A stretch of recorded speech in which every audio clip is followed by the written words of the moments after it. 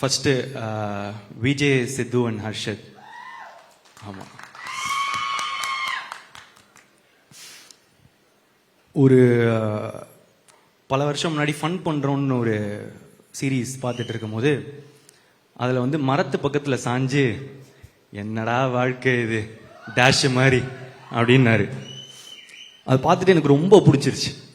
பிடிச்சிட்டு அவருக்கு மெசேஜ் அனுப்பிச்சேன்னு நினைக்கிறேன், சூப்பராக இருக்கு, பயங்கரமாக பண்ணுறீங்க அப்படின்னு. அப்புறம் பல வருஷம் போச்சு. இப்போ அவர் வாழ்க்கை அப்படி இல்லைன்னு நினைக்கிறேன். பயங்கரமாக சூப்பராக இருக்குல்ல. உழைச்சா வாழ்க்கை நல்லா மாறும்ன்றதுக்கு விஜய், சித்து ஒரு எக்ஸாம்பிள். அண்ட் ஹர்ஷத் கான் செம்ம எனர்ஜி, செம்ம ஃபன்னு, ரொம்ப நல்ல பெர்ஃபார்மர். நான் அவர் கூட நடிக்கும் போது தான் தெரிஞ்சது நல்லா நடிக்கிறாரு, சூப்பராக இருக்காரு. All the best. அடுத்து ஹீரோயின்ஸ். லவ் டுடேக்கு ஹீரோயின்ஸ் வந்து பார்க்கும்போது எல்லாருமே கூட நடிக்கிறதுக்கு தயங்கினாங்க. போய் ஃபஸ்ட்டு கோமாளி டைரக்டர் அப்படின்னு சொல்லுங்க சார் அப்படின்னுவாங்க. சூப்பர், எக்ஸைட்டடாக இருக்குது ஒர்க் பண்ண. யார் ஹீரோ அப்படின்னு கேட்டேன். நான் தான் ஹீரோ. டேட் என்ன சொன்னீங்க? மார்ச். மார்ச் தான் கொஞ்சம் கஷ்டமாக இருக்குது, நான் கொஞ்சம் டேட்ஸ் மட்டும் பார்த்துட்டு சொல்லிட்டா அப்படின்வாங்க. Okay okay. இன்னொரு வெரைட்டி இருக்கும், இதில் பெர்ஃபார்மன்ஸ் ரொம்ப அதிகமாக இருக்குது, நான் கொஞ்சம் கம்மி பெர்ஃபார்மன்ஸு, கொஞ்சம் ஈஸியாக பெர்ஃபார்ம் பண்ணுற மாதிரி படமாக பார்த்துட்டு இருக்கேன் அப்படின்னு.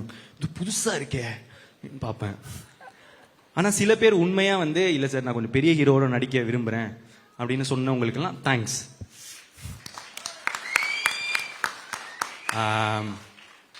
அப்படி இருந்த எனக்கு இந்த படத்தில் அனுப்பமா தான் ஹீரோயின் வந்து டைரக்டர் சொல்கிறாரு.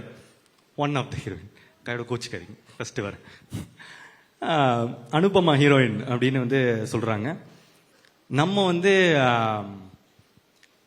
பிரேமம் ரிலீஸ் ஆகும்போது காலேஜ் நினச்சி பார்த்துருப்போமா அனுப்பமாவே நமக்கு ஹீரோயின்னு.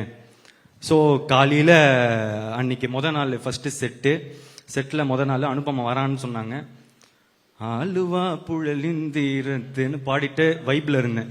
ஆரோரம் இல்லா நேரத்து அப்படின்னு சொல்லிட்டு இருக்கும் போது அனுப்பமா வராங்க.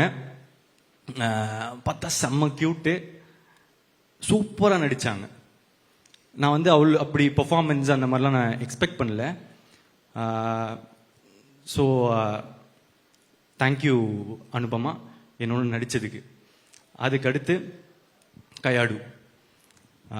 கயது வந்து is a new talent to Tamil cinema. ஆனால் இப்போவே கயாடு ஃபேன்ஸ்லாம் என்னை போட்டு அடிக்கிறாங்க.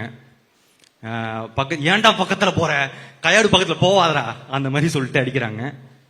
பசங்களெல்லாம் பிடிச்சிட்டாங்க கயாடு ஆல்ரெடி. ஸோ ஒரு படம் ரிலீஸ் ஆகிறதுக்கு முன்னாடியே வந்து ஃபேன்ஸ் வர்றது வந்து ரொம்ப கஷ்டம்.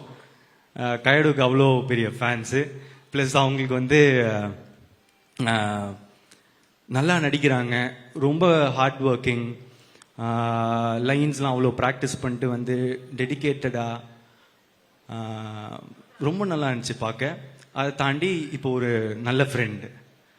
அகெயின் தேங்க்யூ கயடு என் கூட நடித்ததுக்கு.